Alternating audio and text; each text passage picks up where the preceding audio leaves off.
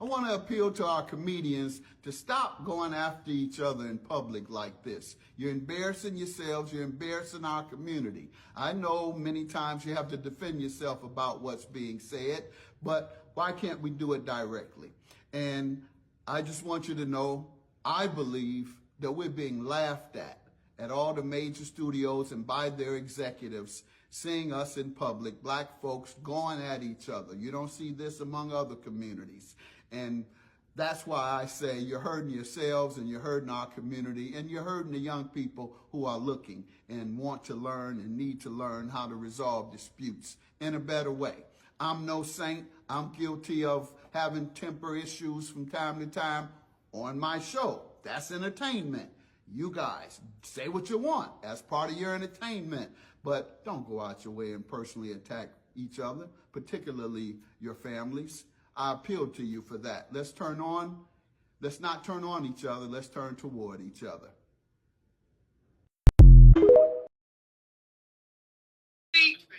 Let me tell you, Tyler, when I watch your movies, I dig Madea. And you know why I dig her? You know why I dig her, Tyler? Because she could be your mother. You know why I dig her? Yeah. You know why I dig her? Because that bitch is real to her gut. And she don't give a fuck how I come out. She don't give a fuck how it's taken. But everybody knows she love you. But she gonna tell you the real shit. See, when you stepped away from Madea and you became Tyler Perry, the billionaire, this is the conversation you're having. Like, well, guys, what do you want me to do? What do you want me to say? See, you a brother that slept in your car. And you needed niggas to fight for you to get you up out the goddamn car. See, your mama that you love so dearly, see, this is when I know that the powers that be and everybody saying on the radio and everybody saying on the media, oh my God, it's Oprah and Tyler. They're the ones that can employ her. Why ever would she say it? Because I love them niggas. That's why I'm saying it. Because I'm tired of reading the stories 100 years from now where we had to go through this shit and we watch our brothers and sisters die and suffer in silence and in poverty, and we know they was right. So what I'm saying to you is, Madea, make Tyler's ass step his ass up. I'm talking to Madea right now. Madea, I need you to pull Tyler's ass in the back and say, baby, you watching this sister and you watching her family starve. You're watching it. And you're saying, what do you want me to do? Listen, don't you play with that baby like that. You know the shit y'all did was wrong to her. You gave charity, you gave them $400,000 to $500,000 to charity, and you know that bitch got $50,000. Where's my pistol, Brown? Where's my pistol? Because I need to shoot this nigga. Now, I'm not going to kill him. I'm going to shoot him in his ass to let him know Medea's mad as shit right now. See, that's why I'm talking to my brother. So I appreciate you calling me. I do. I appreciate you calling us. But when you call me, what you going to do? I'm going to call and find out whatever money is coming in for the Precious, and I'm going to send it to you. I'm going to send it over to you. Whatever it is, I'm going to send it to you. Well, let me say this. Let me say this, and I want to again. I'm going to write you a check on it seriously because, no, hear me, because this is the thing about this. And when we start talking about this, we're doing this, and this, we're doing that, and black people doing this, and black people doing that, what we need to understand about that is this. Where we are right now and what we're trying to do, we got some opportunities that a lot of most people didn't have. So what I don't want you to feel one day, not one day, is that you were mistreated or that you were treated unfairly. Now, if that means that that's what I need to do, then you do that. You do that. You take that and take it from a place of love. Let me tell you where I'm going to take it from. Let me tell you where I'm going to take it.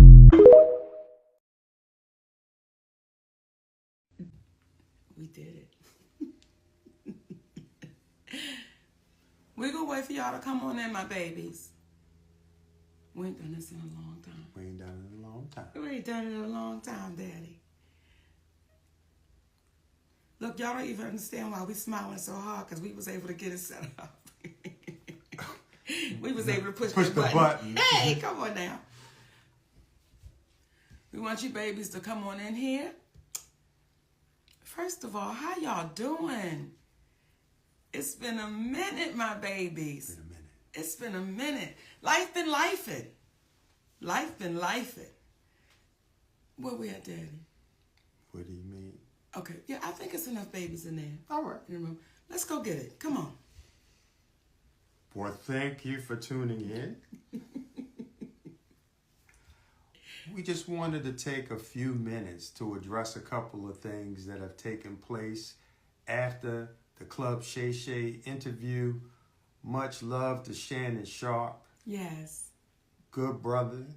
Thank you for allowing Monique to come on the platform, be a listening ear, continue success on what it is that you're doing. Thank you for being a real one. Yeah, baby. Thank you. Thank you. We wanted to address first and foremost our brother, DL Hughley. And we are firm believers on what is right and what is wrong. Yes. So we got to start off by saying there was an inaccuracy as it regards Monique saying that there was a cease and desist that was given to DL to shut it down. Mm-hmm. What had taken place, to be accurate, was after Monique spoke to Brother DL on that conversation, Brother DL said, what? Well, after we spoke on that conversation, when we hung up that phone, the last thing he said was, it is what it is. And I said, DL, then we're going to have to get our attorney involved. That's the last thing me and DL Hughley said on that conversation.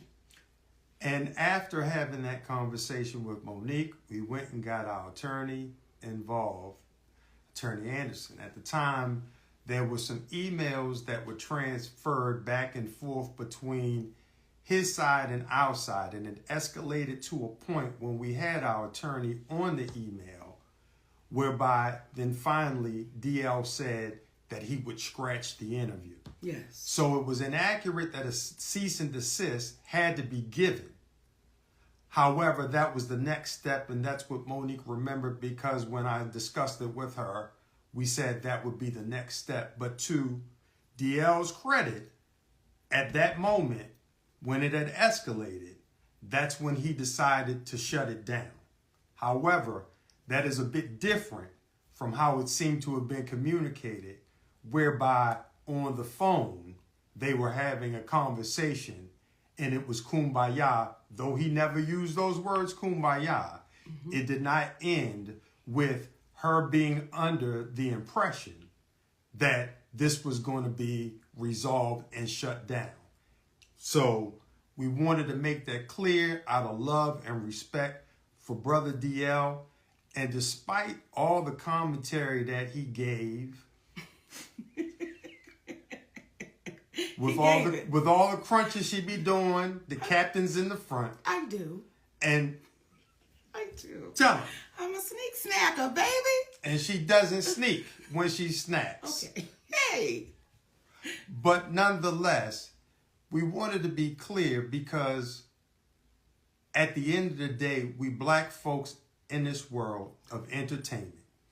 And there was a level of harshness in his return that seemed a little bit exaggerated for the moment. And we wanted to make it clear, and I think Monique can do it best when she speaks in reference to what she meant while talking about DL in the past. You know, when I watched DL say, she went after my wife, she went after my daughters, I want to really be clear who I went after so that there's no confusion here.